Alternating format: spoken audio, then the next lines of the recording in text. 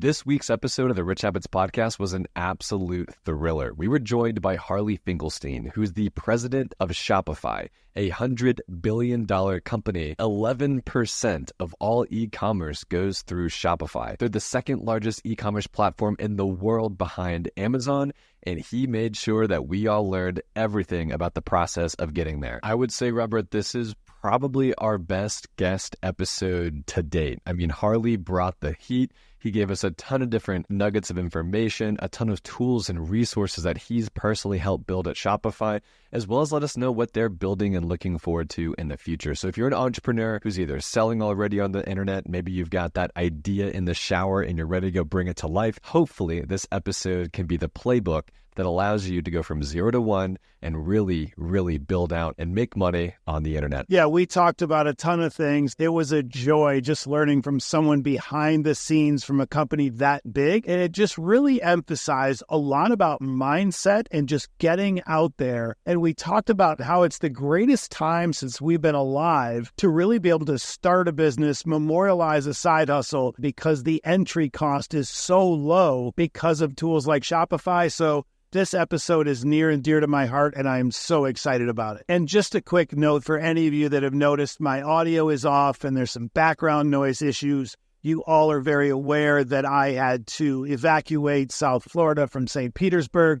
So I'm in a hotel lobby right now, and everyone is being quite loud. So thank you for bearing with me on this episode. It's been pretty rough the past couple weeks being disjointed from my home, and so I apologize for having any issues or quality of sound for this episode. So with that being said, let's now jump into the episode. Harley, thank you so much for joining us on this week's episode of the podcast. You've been on shows like The Diary of a CEO with Stephen Bartlett, The Tim Ferriss Show with Tim Ferriss, The Game with Alex Hormozy, and countless other awesome podcasts. We are just super grateful that you decided to join us, and we are thrilled to dig into all things entrepreneurship and making money on the internet. That's right, Austin. We're welcoming Harley FinkelStein, the president of Shopify, one of the most important platforms enabling millions of entrepreneurs to start, scale, and grow their business online, and I couldn't be more excited. Awesome, Robert. It's a pleasure to be on. And if I may just add one more thing, you mentioned our quarterly GMV of 67 billion or so,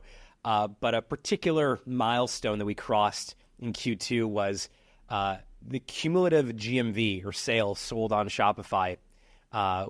Since inception, we just crossed the $1 trillion mark. With a wow. with a T. That is unreal. I don't know why, but that just feels so incredibly meaningful to us that we could power $1 trillion worth of business and commerce. It's pretty cool. In terms of total e-commerce, if you just sort of take the US alone, we're about 11% of total e-commerce. So the only checkout larger than Shopify's in the US would be Amazon's. Unreal. So, Harley, you're now speaking to tens of thousands of entrepreneurs, investors, and aspiring business owners. Beyond the title of president of Shopify, please introduce yourself. Can you also tell us a little bit more about your personal journey into entrepreneurship and how you ended up leading a $100 billion company like Shopify? I self-identify as an entrepreneur. I'll start there. I've been an entrepreneur since I was a kid. When I was 13 years old, I've told the story many times, but I wanted to be a DJ. Nobody would hire me. Mom and dad didn't have a lot of money, but they made me a business card that said DJ. And they were like, well, if no one will hire you, why don't you start your own DJ company and hire yourself? And that sort of use of entrepreneurship, not as a moniker or a title, but rather as a solution, a tool to solve problems, has been effectively with me ever since. When I left South Florida, we were talking about South Florida earlier. When I left South Florida, I came to Canada in 2001 to go to McGill. Had to support myself. Mom and dad didn't have any money. Mom and my younger sisters needed some financial assistance. I once again took out that tool called entrepreneurship and started a t-shirt business. And eventually ended up becoming one of the first merchants to use Shopify back in 2006. So I've always self-identified as an entrepreneur. I pray at the altar of entrepreneurship. I even wrote a kid's book, which is right back here, called We Can Be Entrepreneurs, because I think most schools are not teaching kids about entrepreneurship. But I can use some fancy terms like entrepreneurship is the greatest way to self-actualize and to find your creative outlet in your life's work. But ultimately, the reason it's so important to me is that I think it is the best way for individuals to find their unique versions of success. And that success may be to build a $100 billion company. That may be to take wonderful vacations. It may just be to afford ballet lessons for your kids, or tennis equipment for your kids if they want to do that. And I got to Shopify because in 2005, I moved from Montreal, where I was in college, to Ottawa, the capital of Canada, to go to law school, not to become a lawyer, but to become an entrepreneur. And started hanging out with a group of entrepreneurs in town every Friday night. We called ourselves the Fresh Founders. And one of those entrepreneurs was a programmer who moved to Canada from Germany a year earlier, and was selling snowboards on the internet. Didn't find any good software of which to sell these snowboards. And so very famously wrote his own piece of software, his own code base to sell snowboards. And I met that incredible entrepreneur and founder, Toby, in 2006. And he had just transitioned from selling snowboards to selling the software that he had written for the snowboard shop. And I became one of the first people to use Shopify. And once I was finished school, I did a joint law MBA. And I called Toby in 2009 and told him that I'd love to join him and a small group of mostly engineers and help him build this great company. And to take it full circle, Shopify's mission is all about entrepreneurship, and my personal mission is all about entrepreneurship. And I think when the Venn diagram overlap of your personal mission and your professional day-to-day work, when those things overlap, I think that's about as close as you can get to life's work stuff. You know, I think back to the older days when we would build a website for one of my consumer brands. And, this was long before Shopify, and it would cost me $15,000 or $20,000 just to build a shop and build a website. And then so fast forward to today, and you think about how big it has gotten for entrepreneurs. And it's just really cool because whenever people talk about they bemoan their bad luck, I remind them that they can get an entire business, website, social media, everything up and running for like $100, whereas back in my day in the 90s and early 2000s, it was tens of thousands of dollars to get started with something like this. And so I just love being older, the elder statesman of this podcast and community, but also being able to have lived through that and then also the boom that we live into now. So I love it. Harley, you identify as this entrepreneur, and a lot of people hear the word entrepreneur. We hear the fake gurus on the internet that think, entrepreneurship is the sexy $1 billion thing. How do you define entrepreneurship to the 42-year-old single mom listening right now who is trying to figure out how to make an extra $500 a month with her passion? Entrepreneurship comes in so many different forms. How do you define entrepreneurship? I think it's creating something out of nothing. I think it's looking at a problem and architecting a solution for it. So, Robert, I think one of your companies was Silly Bands. Is that right? Yeah. So I have two young daughters who actually have Silly Bands. To me, whether it's Silly Bands or it's a t-shirt business or it's a software company, they all kind of start the same way. I think the difference between entrepreneurs and non-entrepreneurs are that one bemoans a problem and the other solutions for it. And if you actually look, we have millions of stores on Shopify, but you look across some of our largest stores, the homegrown success stories. So removing, Mattel, or removing, some of the large staples, removing some of the big businesses that have come on to Shopify when they were already big. If you look at the homegrown success stories, the Gymsharks of the world, Ben Francis decides there's no great apparel. There's either yoga apparel or there's like weightlifting apparel. There's nothing in the middle. He creates that for himself and turns into a $1 billion company. Or Trina, who's the founder of Figs, who sees a doctor friend of hers in Los Angeles wearing doctor scrubs that look bad, are bulky, are not comfortable. And she's like, I can do this better.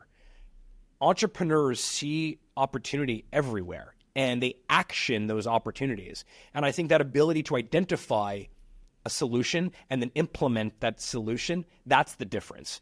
Now, there was some judgment in your question around, like, you see a lot of these, gurus or wannabes. Actually, back to what Robert said, one of the coolest parts of building a business right now in 2024, the technology is great. Yes, you get instant distribution on a global scale because the internet sort of democratized distribution. But actually, the best thing right now is that the cost of failure is so close to zero that if you try something and it doesn't work, you can try something else right away. And if you sort of rewind the clock 10 years, 100 years, 1,000 years, if you started a business, it required capital. And if the business failed, you lost that capital. Now, some of the stores on Shopify that are doing $1 billion or more in sales on an annualized basis started by paying Shopify $39 a month. That is remarkable. And then when you also add to that the velocity of growth, it is also remarkable. You did not have companies in the history of business that went from zero in the $0 mom's kitchen table setting it up to $1 billion run rate 5 years later. We didn't have that. So not only is technology better, but the cost of failure is lower, and the velocity for scale has never been more available. And I don't want to sort of overdo this or it sounds like hyperbole a little bit, but it does feel like this is the golden age of entrepreneurship. I totally agree, and I love it because I've gotten to see both sides of it.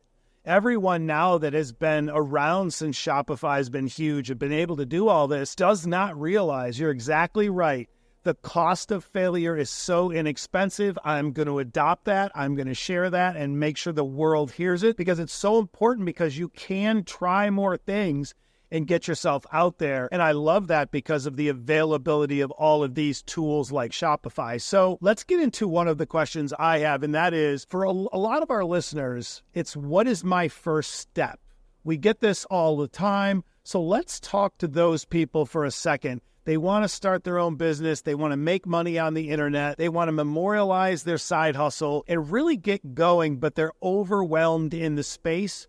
So let's talk to them about that leap and that first step and how Shopify plays a role in that. So before you answer that question, Harley, I want to make sure our listeners know about this episode's sponsor, Fundrise. You've all heard us talk about the importance of diversifying your investments for a while now, and there could be a major opportunity today in private market real estate, especially with the market timing right now, because we know it's a lot of hassle to be a landlord, and of course there's a ton of upfront cash involved. We're now focused on finding an option everyone can have access to. And you can now become a real estate investor, whether you have $50 or $5,000, and you'll have an entire team looking for those opportunities to add to your portfolio with today's sponsor, the Fundrise Flagship Fund. You'll gain access to the potential returns of real estate without the headaches of property management or maintenance. Check out the link in the show notes to become a real estate investor today. As always, carefully consider the Fundrise Flagship Fund's investment material before investing, including objectives, risks, charges, and expenses. This and other information can be found in the Flagship Fund's prospectus at fundrise.com/flagship. All right, let's hear what Harley has to say. Well, I think traditionally you would say, step one, go make your business plan. And not to say that I don't like business plans, but I don't think you need that. I think it's a waste of time. I think ultimately step one is figuring out where you have some alpha, some unfair advantage, some unfair opportunity. If there is, I think you mentioned 42-year-old mom as sort of your hypothetical example here. My wife she's not 42, she's 40, but she's a mom. She's 40-year-old mom. She's in a lot of mom groups. Facebook groups, Reddit communities, WhatsApp groups.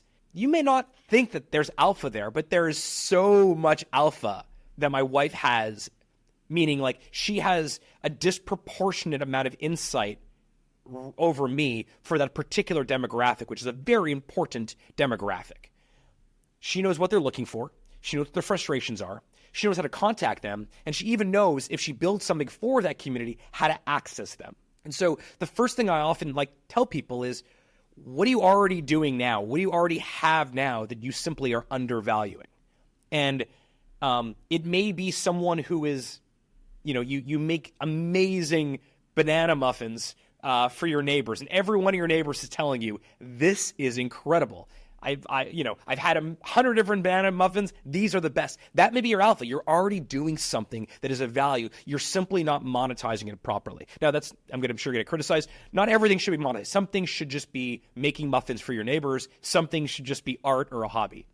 But for a lot of people, a lot of the time, there's something you're already doing that is under monetized because you're not thinking about it like a business. So the first thing is figure that out. And then I think at that point, it's not a pitch for Shopify. There's other e-commerce platforms. I think ours is the best. But you just go to Shopify. add a logo. Frankly, there's even logo generators if you want. But you don't even have to have a product. You can simply just add an email sign-up list, post it on Instagram or TikTok stories or on X, and see who's interested. There's this amazing blog post. It must be, 10 years old at this point, by Kevin Kelly, who's an amazing thinker and writer and entrepreneur.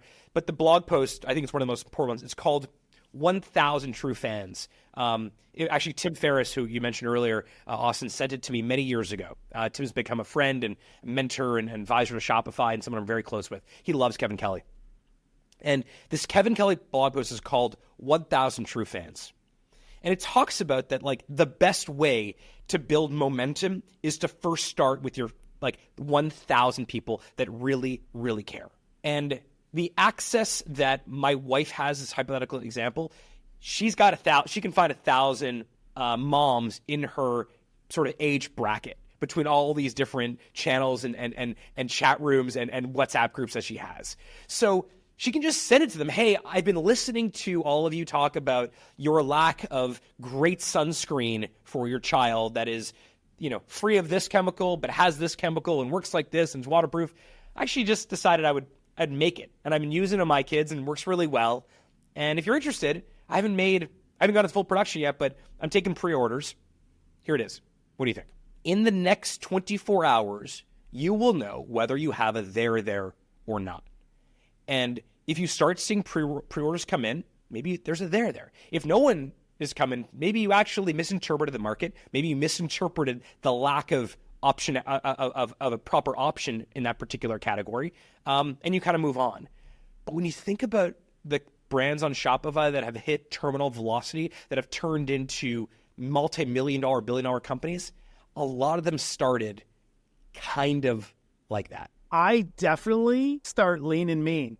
Every time someone books a one-on-one call with me with a consumer products idea, their mind is always, I'm going to get the patent, I'm going to get the trademark, I'm going to get 10,000 units, I'm going to do this because my sister and my brother and my cousin said it's cool. I'm like, stop all of that. Get to market, get lean and mean, test the market, see if there's good product market fit, then worry about scaling, because so many people want to go spend $100,000 at a time when they don't need to, because you have the ability to test and do these pre-orders and be able to really sample the market and see where you're at. The instinct, Robert, for everyone is the same, which is, I'm going to go build a business, therefore I must invest capital.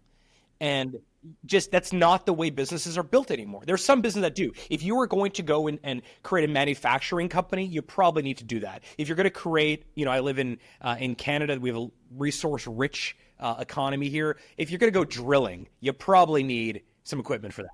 But generally, if you're building something that's a modern consumer packaged goods company or a modern product, you don't need to do that. But there are still so many people who believe that. And I think the reason that is so dangerous is because that prevents some people from making the leap into entrepreneurship. They assume, I don't have experience, I don't have enough money.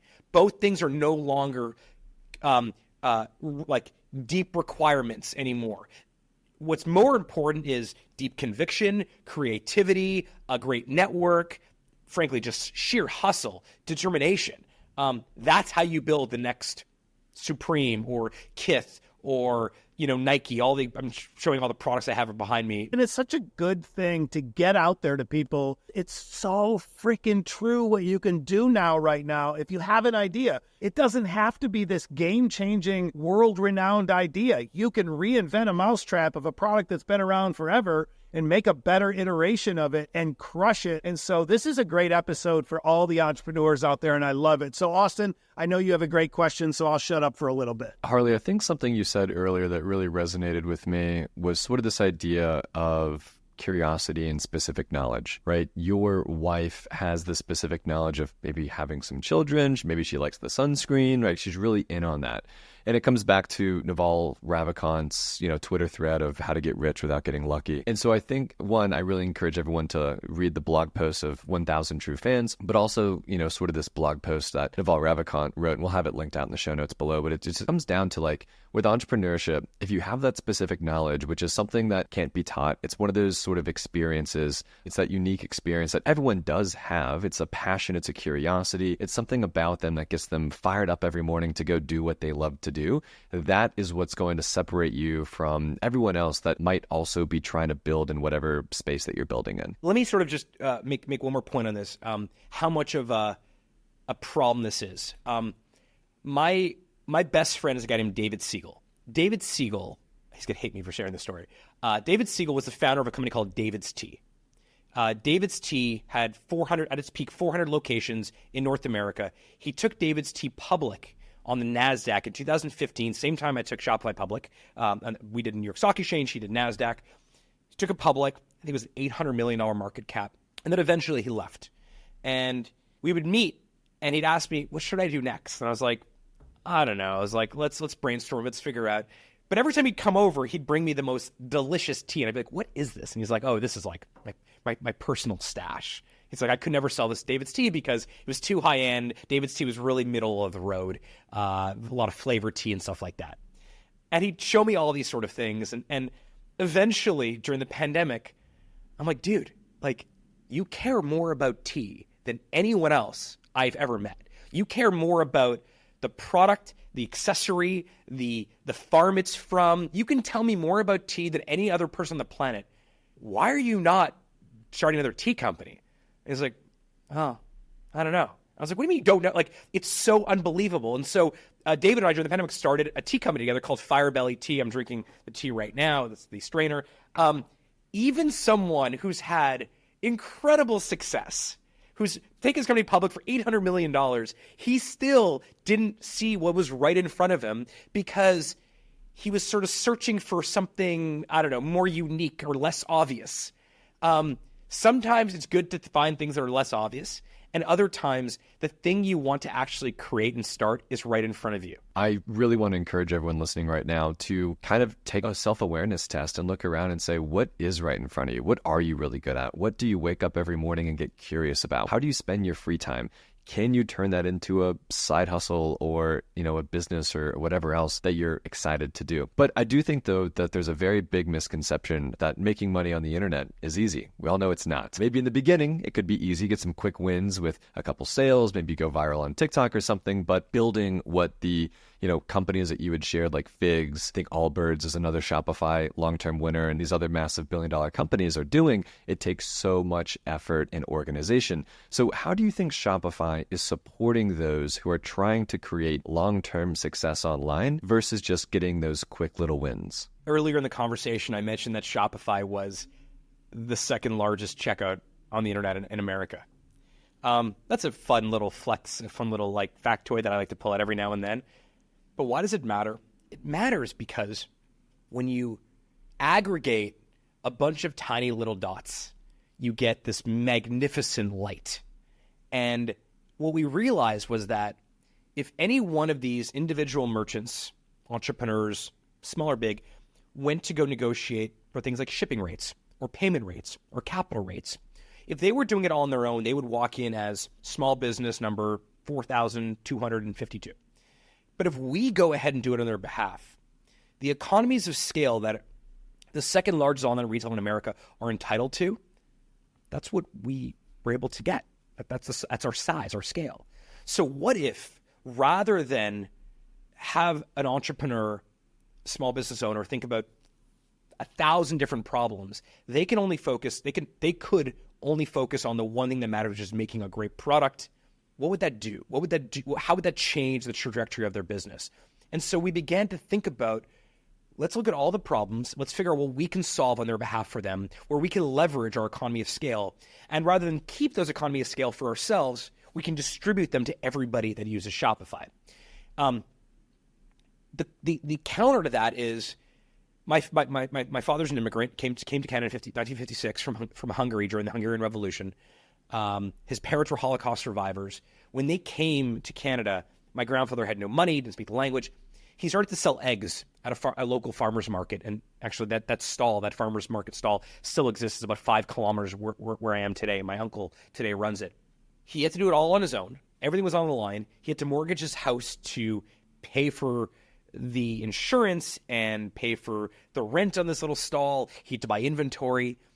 what we've tried to do with Shopify today is whether it's Shopify Capital, which makes it easy to find funding, or Shopify Markets, which makes it easy to expand digitally and physically around the world, or things like, having the best converting checkout on the planet, or Shopify Audiences, where we help merchants, actually find lookalike audiences across Meta and Google and Pinterest and Snap and TikTok. What if we were able to use the leverage we have, the insight we have, so that you as a merchant using Shopify can just focus on making the very best tea? And you don't have to think about going and trying to convince a bank to give you some capital on five data points when we have way more. The ability for Shopify to make an underwriting decision is so much bigger because we see so much more. And then as your business requires more, the complexity of Shopify almost reveals itself when you need it. And so this idea that you can build something for everyone. So if you have an idea in the shower in the morning, you can test it. But then even Supreme, that's the original Supreme skateboard sold in Shopify behind me right now. When Supreme does these massive flash sales every Thursday at 11 o'clock EST, we can also handle that type of throughput. Or we can handle Skims or Fashion Nova, these massive businesses. What would the end result be? And I think the answer to that question that I believe and we've now seen is that you can actually, it's not that we're changing physics. Most businesses don't succeed. We get that. But what we're trying to do is we're making it a little bit more likely that they do succeed and they do grow faster. And we do that by leveraging the fact that this is really a community of entrepreneurs, and we sort of feel a responsibility to be the guardians of that community.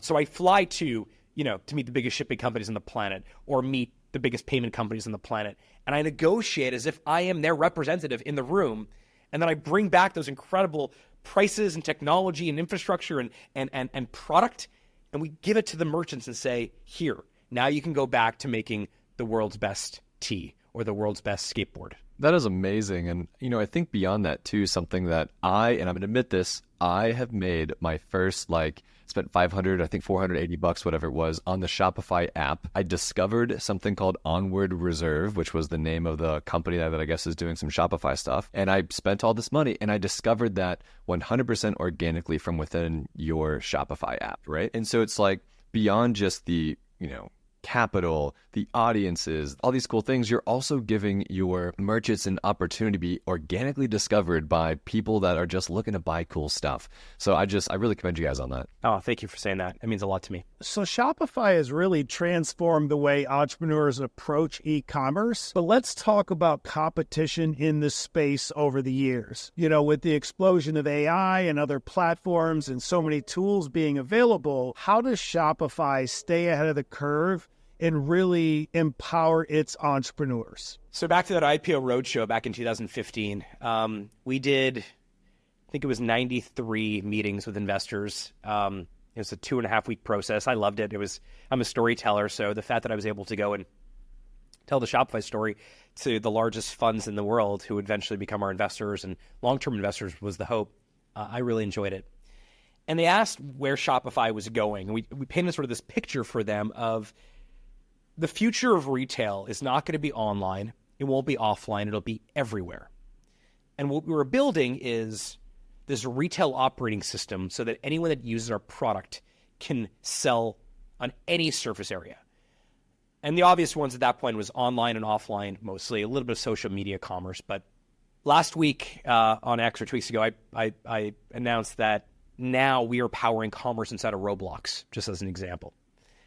So it's pretty crazy. Yeah, Roblox has this unbelievable amount of daily actives and great place, another surface area. So back to the IPO roadshow. When we presented this vision that we were going to power commerce everywhere, some people got it, most did not. They most said, well, just stick to e-commerce. And we're like, well, no, that's not how you're creating this false dichotomy between online and offline retail, almost as if they're competing with each other.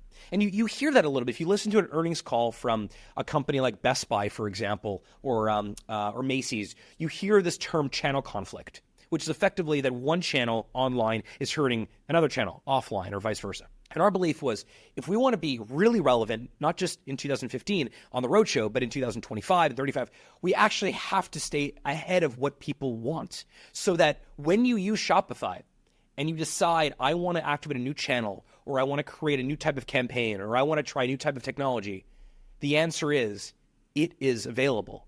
And to do that, I think you really sort of have to keep the most important thing, which means for us, making the important things easy and everything else possible.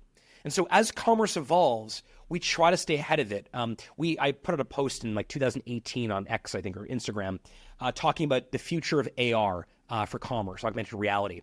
And I was using a company out of Waco, Texas called Magnolia, which was owned by Chip and Joanna Gaines. Oh, yeah. They had Big that show. Target guy right here. I love me some Magnolia. Okay, so we were doing this thing with Magnolia whereby using the Magnolia app, this is before iOS and I assume Android had native AR functionality built in, but using the Magnolia app, you could actually place furniture around your home, around your office. And I was like, look how cool this is. And I remember reading the comments. I was like, no one's ever going to use this. This is so silly. What a gimmick. But we've been patient about this. At that time, it is true, most people were not trying to use augmented reality or virtual reality for digital try-ons or digital placements. Today, AR is built into all of our phones. And so many other merchants and huge brands, including the biggest ones like IKEA, are using this technology so that before you purchase, you can see what something looks like.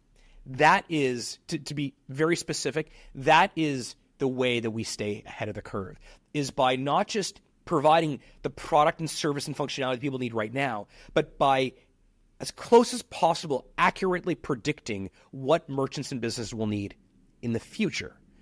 And, you know, AI is another one as well. We're a little bit less hand-wavy about AI like a lot of other companies are, because our view of it is it has to be practical. How is it going to help?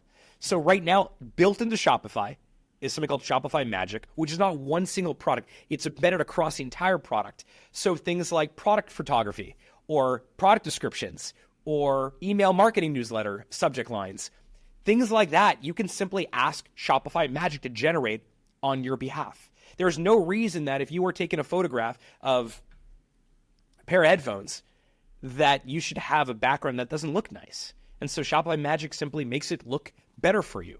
And it's based on the hundreds of millions of products sold on Shopify. We know what product photography is going to convert better for that particular vertical or that particular product. And are a lot of people using it? Out of millions of stores, most are still probably not using it, but they will. And when they are ready to use it, it will be available to them. And that is the best way for us to stay ahead of the curve. And it's the reason why we've seen a lot of competition. We still have competition, but we've had competitors come and go, and there's always new entrants. But the key for us has always been simply be the product that is future-proofed for these merchants. I love it. I think as long as you're staying ahead of what's next and you're offering all of those tools, I just think it's incredible for the future and for your growth. And I'm certainly pumped. I'm thinking, man, I gotta do some more here and get moving on some of my consumer product sites. But no, I love that answer. That is fantastic. I'm curious, would you define Shopify Magic right now as the thing right now that's going to be around for the next 2, 3, 4 years, like the augmented reality was in 2018 that is now used by the IKEAs and the Amazons? Are you thinking like this has some tailwinds behind it that'll be around for years to come? Or are you maybe taking your 16% free cash flow and reinvesting that into something else in the business? AI is definitely an investment area for us. I have this, not as big as your show, but I'm not a sports guy. I don't watch sports on weekends, on Sundays. I'm not watching football or basketball, whatever people do. But I'm a student, as I mentioned earlier. I pray at the altar of entrepreneurship, and I'm a Jewish entrepreneur. So I started creating this archive about 2 years ago called Big Shot. Bigshot.show is the URL, where I'm trying to create an archive of the greatest Jewish entrepreneurs of the last half century. So people like Izzy Sharp, who created the Four Seasons Hotel, Leo Cooperman, who created Omega, David Rubenstein from Carlisle, the Queen of Broadway, Fran Weisler. These amazing, iconic people. Bobby Brown was one of my most recent ones who created, obviously, Bobby Brown Cosmetics. The next episode that's coming out, you're hearing it first, is Mickey Drexler. Mickey Drexler was the CEO of The Gap for 18 years or so. He created Old Navy. He's also responsible for creating or really modernizing J. Crew. He's probably one of the best retailers that's ever walked the earth. He's an amazing, amazing man. Great story. I asked him about merchandising. And he told me with great detail and sophistication how much effort and time was spent on merchandising at the Gap, Old Navy, and J. Crew. I mean, they had not teams, they had full companies effectively doing merchandising, picking what product goes where, at what price point, connected with what other product to cross-sell. The sophistication was unbelievable. Most people don't have teams that size. Most merchants and brands are not good at merchandising. They're good at making their thing, making their tea, making their headphones. Merchandising was not something that they thought they'd have to get really good at. And eventually, I mean, Robert, you would know this from your own business. You got to get really good at this thing. This is sort of merchandising is what you show to what customer at what time, in what sort of venue, in what context. AI is going to do that way better than these teams could. Now, if you combine a Mickey Drexler type merchandising team and AI, they can work faster, more effectively. They can blow the doors off the place. And I think now there's still some trepidation to use some of these AI tools because it feels, I don't know, lazy, I guess, or it feels like you're phoning it in or outsourced. No. It allows you to automate tasks better than you can on your own so that Mickey Drexler team at the Gap from 20 years ago, they can work on the most important things at the most important time and not waste time on things that large language models can do better. Yeah, one of the cool things right now, we recently launched a puzzle company and we had that exact feedback in a negative way. We saw the puzzle industry, my girlfriend is very into puzzles, and we saw it as being very archaic. And with everyone living this van life and people are renters now and they're not getting homes, we just saw a huge opportunity to put puzzles in bags like a coffee bag and make them with AI. Oh my God, we got so much pushback. You would not believe the people saying, we can't believe you did the artwork using AI. You're putting graphic designers out of business. And I'm like, no. You don't understand. We still have graphic designers. They're just working on the more important things. Exactly. And so it's so great that you brought that up because it's so true. You know, Austin and I talk a lot of times that AI is not going to take your job. The person that understands integrating AI better than you do is going to take your job. And so it's so funny that I'm just now going through that with the puzzle company because our puzzles are so vivid and incredible just because we did all of the art using AI, and it's just completely changing the game in the puzzle world. So it's a lot of fun, and I'm really glad you touched on that point. Also want to encourage everyone to go to www.bigshot.show, go listen to Harley's podcast. I'll definitely be tuning in now as well. I'm really excited for that. Now, before we move on to our next question, let's take a moment to hear from this episode's sponsor, Masterworks. Robert, did you know that Bank of America just released a new report that over 80% of multi-millionaire respondents aged 43 and younger invest in or are looking to invest in fine artwork for a portion of their portfolio? And that kind of makes sense to us because we diversify with art ourselves. We've both been using Masterworks art investing platform to diversify for 5 years now? Yeah, that sounds about right. Because, both Robert and myself invest with Masterworks, and we even interviewed their founder and CEO, Scott Lynn, on the show a couple weeks ago. Now, they've hit over 950,000 users and $1 billion in capital raised, because with Masterworks, you don't have to be an art expert or spend millions of dollars to invest in artwork. Exactly. And the fact that Masterworks has successfully exited 23 paintings to date, with each returning a profit, doesn't hurt either. Listeners can learn more at masterworks.art/rich habits, which is also shown in the show notes of this episode. As with any investment, past performance is not indicative of future returns. Investing involves risk. Important Regulation A disclosures can be found at masterworks.com/CD. All right, let's go ask Harley another question. So we talk about mindset a lot on this podcast. And for you, what is the mindset of a successful entrepreneur in today's digital economy? And what qualities or habits should someone cultivate if they really want to be successful online? I think the cornerstone of entrepreneurship is optimism. I think you have to be an optimist.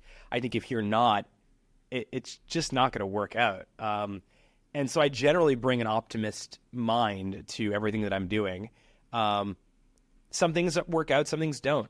I'm okay with that, as long as the things that do work out offset the cost of not just financial costs, but just the cost in general of things that don't. I'm good with that. So optimism really does play a great role here. I mean, you guys have mentioned curiosity, so I don't need to cover that. I'm sure you talk a lot about that with other guests too. I do think there is like this inherent appetite for experimentation that the best entrepreneurs I know have. They're curious about, hey, let me take $15 or $100 and experiment with this new ad platform and see where it goes. Let me try an ad a little bit differently rather than have a polished, beautiful ad. Let me just literally take a photo or a video on my iPhone of myself playing with the product and see how that goes. This idea of like, hey, what would happen if I try this? What would be the result of that? This sort of appetite for experimentation is a big one. Toby taught me this really early on, which is sort of this focus on subtraction. It's very easy to add things, very difficult to subtract things. So get really focused on what you're really, really good at and like allow yourself to leverage your superpower. Now, in terms of the subtraction thing, that could be a product lineup. If you add a bunch of products, it's going to be really, really hard to take those away later on. So be very thoughtful of what you add. You don't want to create the paradox of choice. When you're hiring for a team, hire very carefully. Very difficult to subtract after you sort of have a big team. But also this focus on like self-awareness. I was Shopify's chief operating officer for 5 years or so, and I think I was okay at that. But I knew I was never going to be. There was no chance I was ever going to be the best in the world at that. The role that I'm in now as the president of the company, which for me it's really being our chief storyteller, both for merchants and partners, investors, the general public, for media. I'm not there yet, but one day, I have a chance of being really world class at the storytelling thing. This is really where I should spend my time. So that sort of self-awareness part is important. And it also allows you to, I think a lot of entrepreneurs, they end up working or co-founding companies with people just like them, sort of like the people you were best friends in high school end up becoming your business partners. Actually, I would say the opposite. You should go and find someone who you were definitely not going to be friends with in high school and make them your business partner, because ultimately they're probably going to be far more effective at the things you're not really that good at. We tend to spend most of our time in high school or generally with friends that are like us. And then I think, sell where your customers spend their time. I mentioned us powering commerce on Roblox, but we also power commerce on YouTube and on Spotify and on TikTok. I don't think the Roblox channel is right for everybody, but if you are selling, if you're a toy company or you're selling, or you're a musician and you're selling merch, you definitely should be activating the Spotify channel. Why? Because the people you're trying to sell to are your fans, your listeners. They're coming to your Spotify artist profile page. Have your merch there. So that goes to really understanding who you're trying to sell to and creating the least amount of friction between where they're already spending time and ultimately where you're transacting with them. And then maybe the last thing for the small business that are listening, don't try to compete with the big companies. They're very well resourced. Don't try to do what they're doing and do it better. Instead, do what they're not doing, things that they can't really do because everything they do has to have scale. So doing things that don't scale is really effective. I have a coffee machine right here that I really love. It's called X Bloom. It sort of emulates the pour over that every hipster coffee shop does, but it does it automatically. I could have bought, Breville, or I could have bought some fancier Jira coffee machine, but I wanted to buy from an entrepreneur, small business. And what was so neat was I got a handwritten card from the founder. And the founder had spent some time trying to learned about me. My social media profiles were public, went to Instagram, knew my wife's name and said, I hope you share your coffee with Lindsay, my wife. It meant so much to me. There is no way that any of these larger coffee companies would have ever spent the time to do that, because in a meeting, if someone would have proposed that, somebody would have said, we can't do that because it doesn't scale. So bring us a better idea. But I wasn't in the Expo meeting at this point, but someone in the Expo meeting said, hey, what if we actually did some research on who's buying our coffee machines? They're $1,000. They're quite expensive. They're giving us a chance. We're a small business. Let's show them that we really care. And I think that's how you outcompete those who can scale or are too big to take those small actions. I think that is so powerful. And gosh, I forget who sort of talks about that, about the idea of doing what's tedious and non-scalable in the beginning, because to your point, these big dogs can't do that, right? It all has to become economies of scale and actually work for them. And now, because that person that sold you the coffee machine wrote that handwritten note and they did their research, you're now talking about their company that's going to be listened to now by tens of thousands of potential new customers for this coffee machine. And I'm sure you're going to scream from the mountaintops about how much you love this machine for years to come. And so it just shows a lot of people listening to Harley's point. Don't be afraid to get your hands dirty. Don't be afraid afraid to do the mundane tasks again and again and again and again, because that is what keeps people sticky. That's how that customer stays around and keeps coming back and then tells their friends about it. Doing the same thing over and over, I know Alex Hormozi talks about this a lot, for a very long time is how people become successful. They think it's there's real alpha inconsistency. Absolutely, there is 100%. So my goodness, Harley, thank you so much again for joining us today on the Rich Habits podcast. If you're someone looking to start, scale, or grow a business online, Shopify should definitely be on your radar. Please visit shopify.com to learn more about how their platform can support your entrepreneurial journey. And Harley, before we sign off, if there's anything else you want to share, plug the podcast or any other cool thing you're doing, please let our listeners know what's going on. Let me just plug entrepreneurship. If you're listening and you've had an idea in the shower for the last couple of days or couple of weeks or couple of months, and that idea keeps coming back to you, for the love of God, please give that thing a try. Let that thing out of your mind. Let the world see it. Let the world judge whether it's a great idea or not.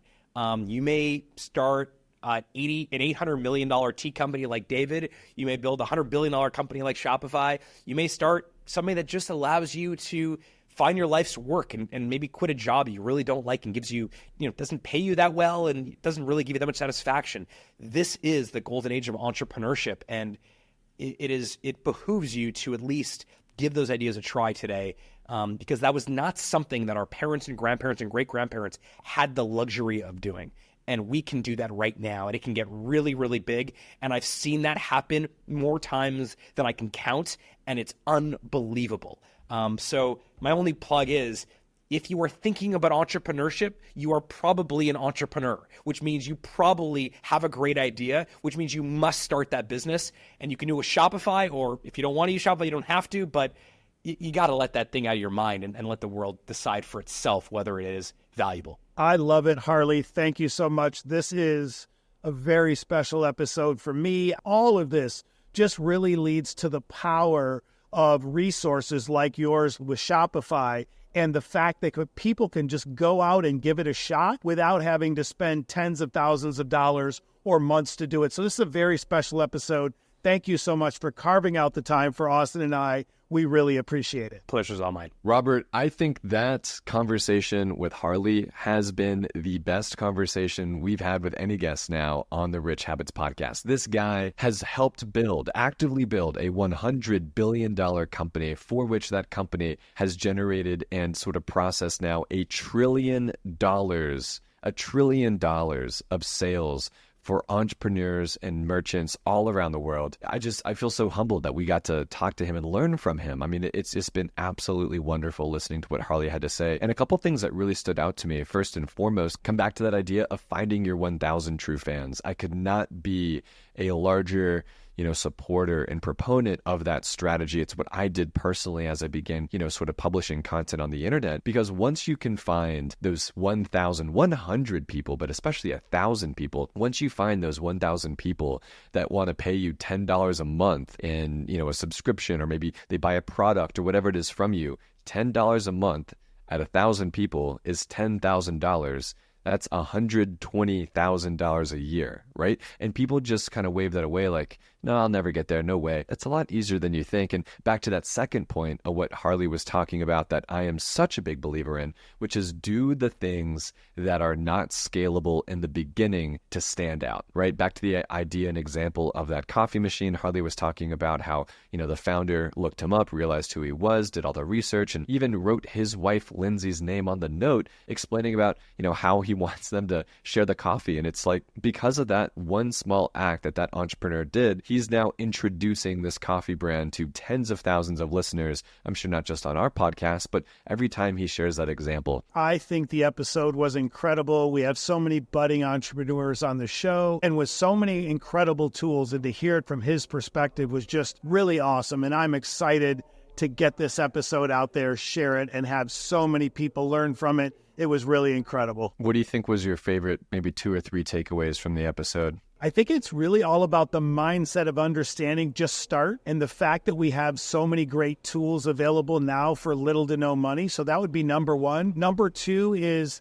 like we talked about, So many people think you need this big audience or you need hundreds of thousands of followers and hundreds of thousands of dollars to make a difference. And there's people out there literally with 1, 2, 3,000 followers that have meaningful followers that are crushing it out there on e-commerce through TikTok and Instagram. So I think that would be number 2. And then number 3 would just be to see what they've been able to do with one really great idea, and that is build such a huge business. So I think those would be the 3 takeaways for me. Yeah, I also want to encourage people to learn more about that magic that he was alluding to with the AI. If you're an entrepreneur who's struggling with maybe writing some descriptions or photos or whatever else is going on with your business online, definitely check out Shopify's sort of AI tools. It seems like they're, reinvesting a lot of money into that, and they think that that is the future. So there's a lot to get excited about. With that being said, Robert, thanks everyone so much for joining us on this week's episode of the Rich Habits Podcast. If you're new around here and you like the interview, you like the conversations we're having with types of folk like this,